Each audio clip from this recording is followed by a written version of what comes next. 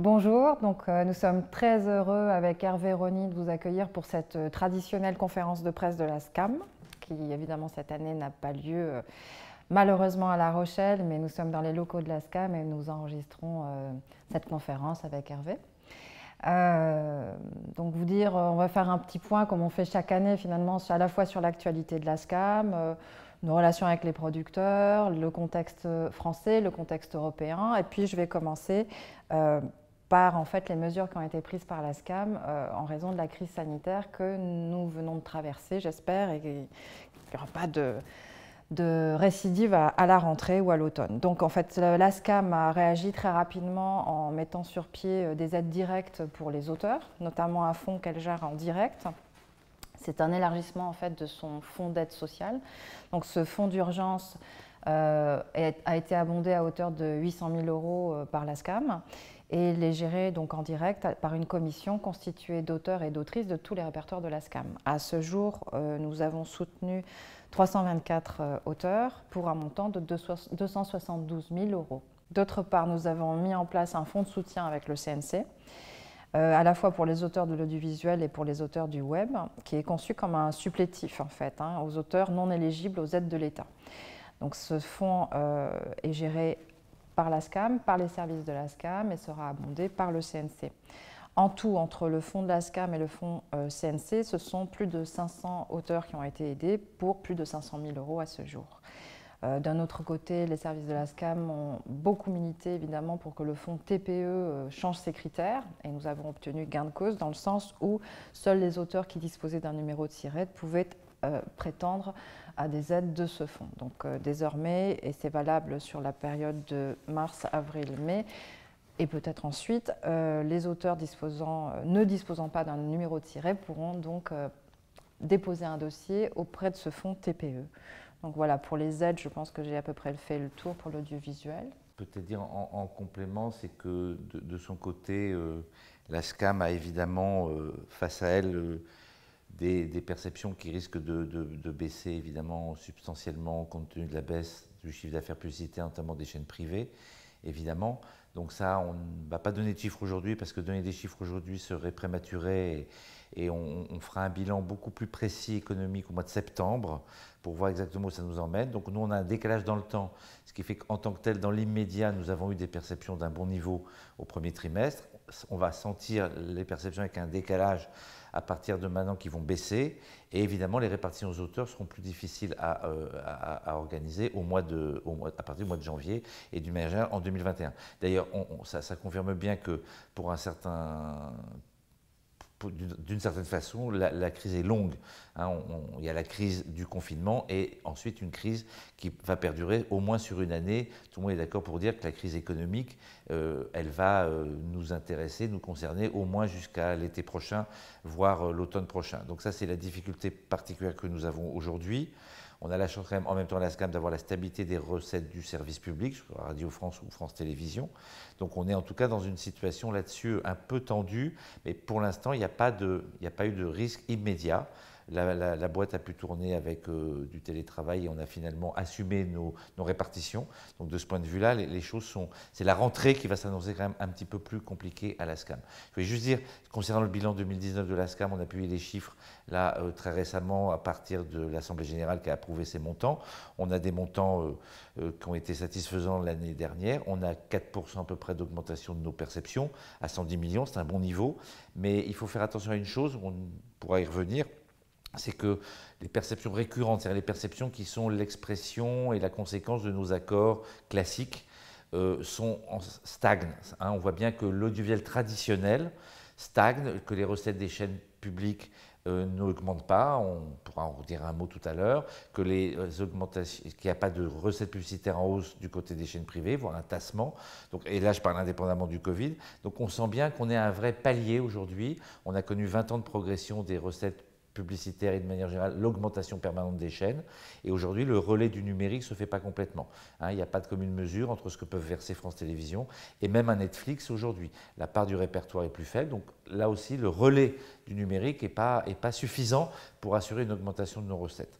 Donc ça, c'est un point économique, je crois qu'il faut avoir en tête. La situation aussi, elle est liée aux incertitudes qui pesaient sur le projet de loi audiovisuelle. Donc il y avait cette grande loi audiovisuelle qui avait été préparée par Françoise Nyssen, puis Franck Riester, à laquelle on avait d'ailleurs globalement adhéré. Aujourd'hui, on se rend bien compte que la crise du Covid empêche l'adoption de cette loi. Donc il faut faire un peu le tri entre les mesures urgentes à prendre et celles qui peuvent éventuellement attendre. Donc les mesures urgentes, ce sont les transpositions de directives. Ça va être trop technique, je rappelle, hein, il y a trois directives importantes. Il y a la directive dite SMA, Service de médias audiovisuels. En clair, c'est celle qui va permettre d'imposer à des plateformes comme Netflix, Amazon ou d'autres des obligations en matière de création. Donc ça, c'est vraiment fondamental. Elle va être adoptée a priori par ordonnance et c'est une bonne chose dans le courant de l'été. Il y a deux autres directives. La directive sur le droit d'auteur qui nous permet à nous de pouvoir négocier avec, par exemple, les réseaux sociaux, pour être précis.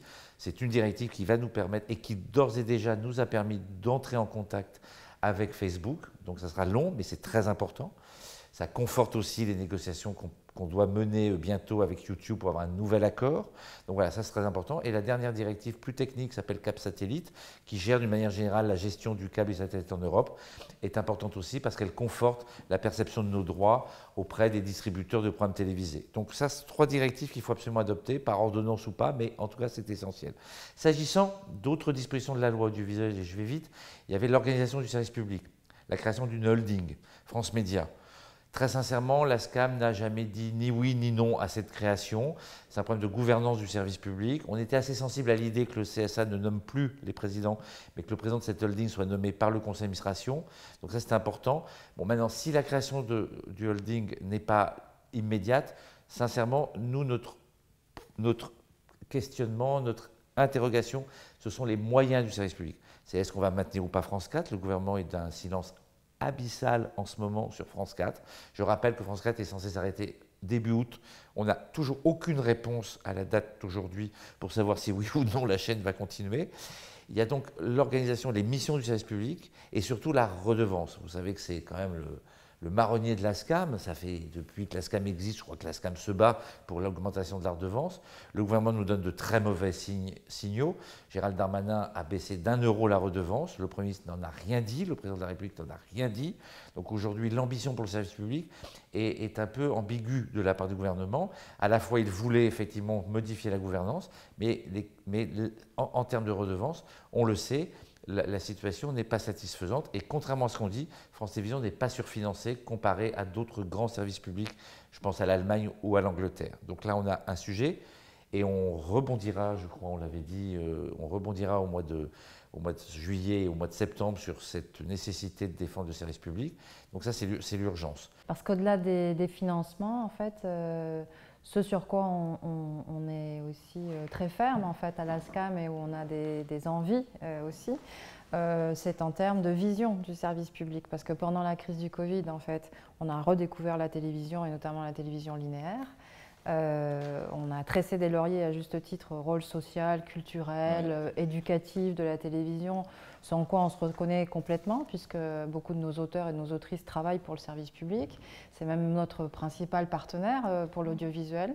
Donc en réalité, on a une vraie demande, on a une vraie attente par rapport à une vision, un vrai plan de développement, un plan stratégique aussi. Et j'imagine, et c'est pas l'imaginer, on le sait, que les actuels dirigeants de France Télévisions, c'est pas les idées qui manquent, mais en même temps, il manque l'impulsion. Il manque l'impulsion au niveau du gouvernement. Donc, à un moment donné, il y a besoin de cette impulsion. Il y a besoin d'une impulsion qui soit une vision ambitieuse et aussi financée, comme le disait Hervé Rony, parce qu'on est en face de plateformes qui l'ont montré là aussi pendant la crise sanitaire, qui ont investi le marché, qui l'ont investi fortement, avec Disney qui a bondi de 20% en arrivant sur le marché, enfin je veux dire, qui a fait une arrivée fracassante, Netflix qui s'est renforcé, Amazon qui est là, enfin bref, tout ce paysage audiovisuel est en train de changer et nous n'avons pas encore de plateforme européenne à la hauteur.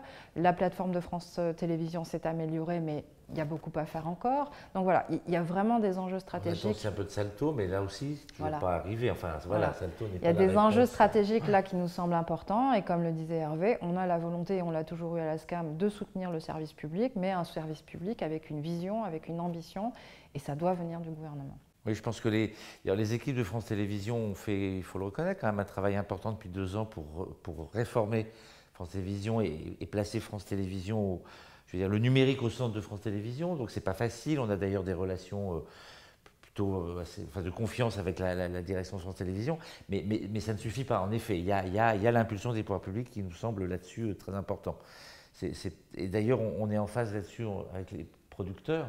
Donc cette année au FIPADOC, on a signé 2 accords importants avec les syndicats de producteurs, aussi avec SRF et ADOC. Un accord en fait bipartite sur une charte en fait des bonnes pratiques, une charte qu'on avait déjà travaillée depuis plusieurs années, qu'on a amendée, améliorée, et une charte à laquelle on a annexé un glossaire avec le vocabulaire en fait professionnel qui est attaché au métier du documentaire.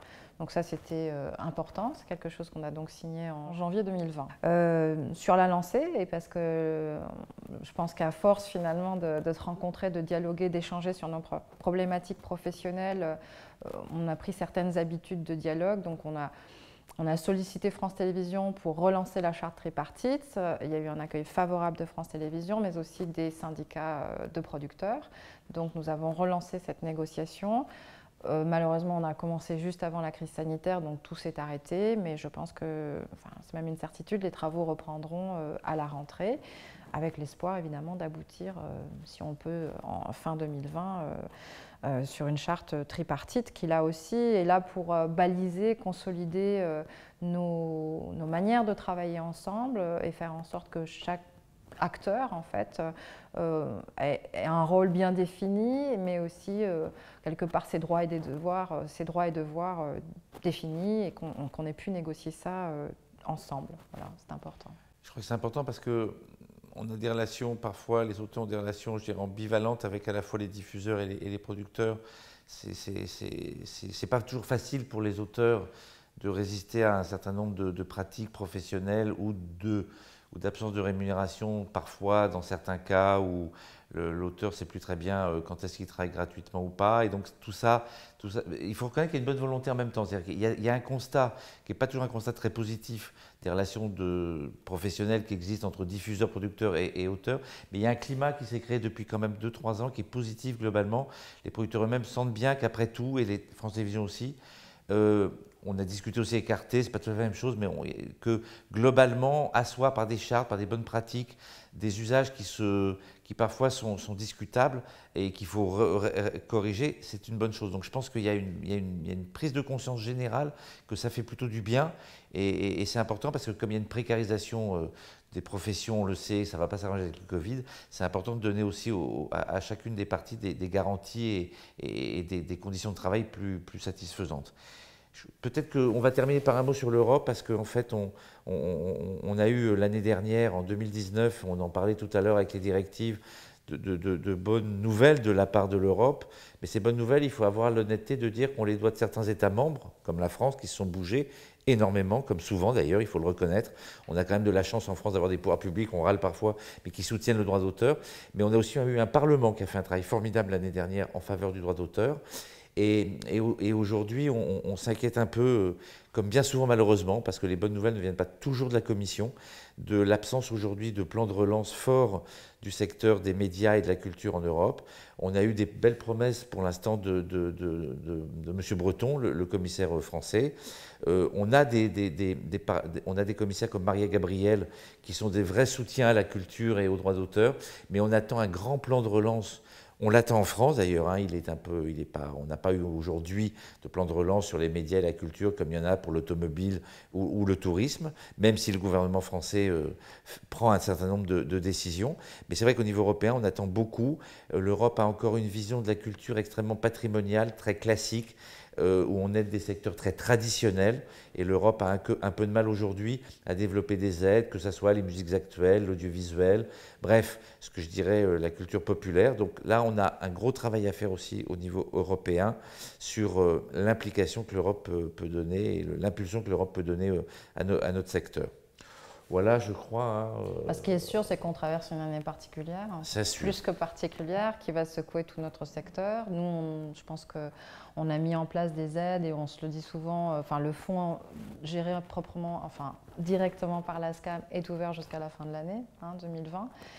C'est vrai aussi, et c'est pour rebondir sur ce que tu dis, qu'on ne peut pas porter seul cette solidarité vis-à-vis des auteurs, et c'est là où un plan effectivement de relance pour la culture nous intéresse au premier chef, mais que la culture n'oublie pas que les médias, le documentaire, le secteur que nous représentons, nous les auteurs du réel, fait évidemment partie de ce plan, on devrait en faire partie. Donc ça, c'est très important pour nous et on continuera évidemment à œuvrer pour être entendu sur ce terrain-là. Voilà.